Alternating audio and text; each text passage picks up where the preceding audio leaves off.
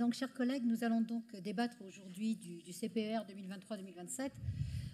Mais toutefois, il est légitime de se demander quel peut être l'intérêt de nos débats aujourd'hui, dès lors que le président Bonneau a signé avec l'État un accord sur ce même CPER en date du 20 novembre 2023.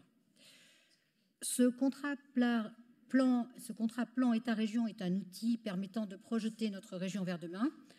Avec ce CPER mobilité, les financements sont en forte hausse et nous ne pouvons que nous réjouir de ce total contractualisé qui dépasse les 500 millions d'euros. En effet, une vraie planification et une vision ambitieuse de l'aménagement du territoire et des transports permettront de répondre aux enjeux du siècle, notamment en matière environnementale et de qualité de vie pour nos concitoyens. Dans nos territoires majoritairement ruraux, il nous faut avoir une vision pragmatique des mobilités. En effet, pour aller travailler, 80% des actifs de notre région utilisent une voiture. Une fois encore, vous les oubliez sciemment. Avec un chiffre incroyable, 0 € mobilisés par la région dans ce CPER pour nos routes. Alors que dans le même temps, plus de 18 millions sont débloqués pour les véloroutes. Sans s'opposer à l'usage du vélo, qui est une bonne chose, il convient d'être réaliste et de ne pas exclure ainsi nos automobilistes. Vous semblez croire que financer des travaux sur nos routes serait en contradiction avec les enjeux environnementaux. Quelle erreur! Demain, la voiture sera propre et elle le devient chaque jour davantage en dépit des problématiques encore existantes concernant les véhicules électriques. Vous rêvez les yeux ouverts en laissant croire que l'on pourra mettre demain plus de 80% des travailleurs de notre région dans des trains ou sur des vélos. C'est une utopie. Alors que les routes bien entretenues et la diminution des bouchons seraient synonymes de moins de pollution, ce qui permettrait d'atteindre les objectifs de réduction d'émissions de gaz à effet de serre.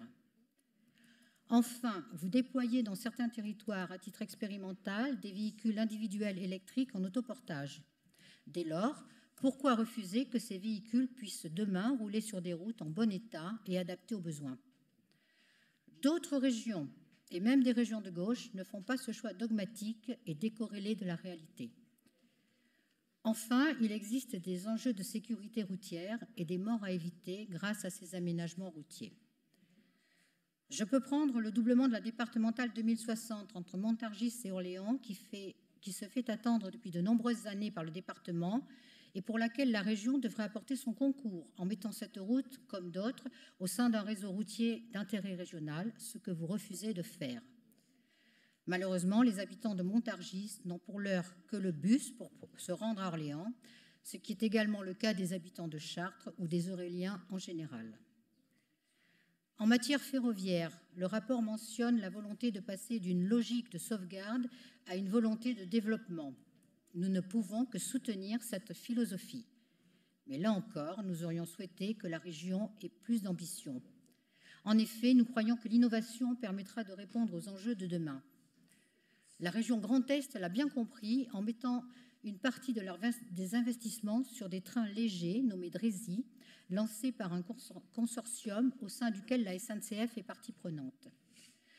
Doté de batteries rapidement rechargeables, cet engin entre le train et le bus peut circuler sur des voies non électrifiées et apparaît comme peu coûteux à entretenir.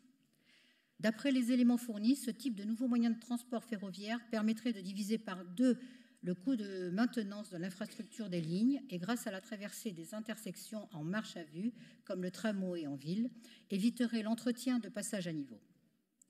Les batteries de ce train léger sont rechargées à leur arrêt en gare et ces trains plus légers s'adaptent à des anciennes lignes en permettant de réduire les irrégularités du réseau.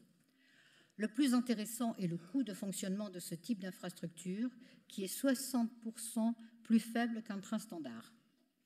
Aussi, ma question est de savoir pourquoi ne pas entamer de démarche pour expérimenter ce nouveau train léger et ainsi réduire les coûts pour faire plus avec moins. En outre, en matière ferroviaire, la ligne Orléans-Châteauneuf n'est pas directement mentionnée, si ce n'est dans le cadre des études de prospective technico-économique de l'Étoile d'Orléans. Cette ligne, déjà prévue dans l'ancien CPER, semble au point mort. Aussi, pouvez-vous nous indiquer la volonté régionale en la matière et nous confirmer que cette ligne sera bien étudiée? Ce CPER prévoit aussi la mise en accessibilité de gares avec l'objectif de rendre accessibles les 5 gares nationales non accessibles actuellement. On ne peut que se féliciter de savoir que ces gares soient rendues accessibles parce que prendre un train est désormais devenu une nécessité, notamment pour nos anciens, contraints de se rendre à Paris pour consulter un spécialiste ou effectuer des examens médicaux.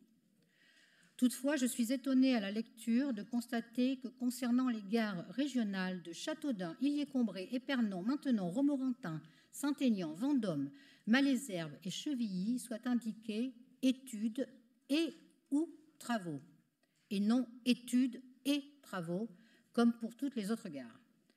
Les études ne permettront pas aux personnes à mobilité réduite de bénéficier d'un égal accès aux services publics.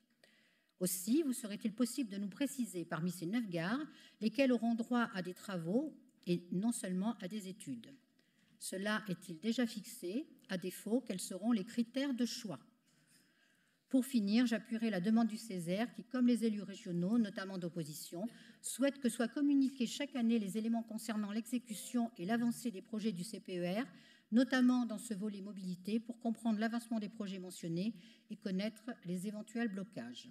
Il est temps de rééquilibrer les politiques publiques régionales afin de rassembler les habitants de notre région et de mettre fin au clivage entre les urbains et les ruraux. Je vous remercie.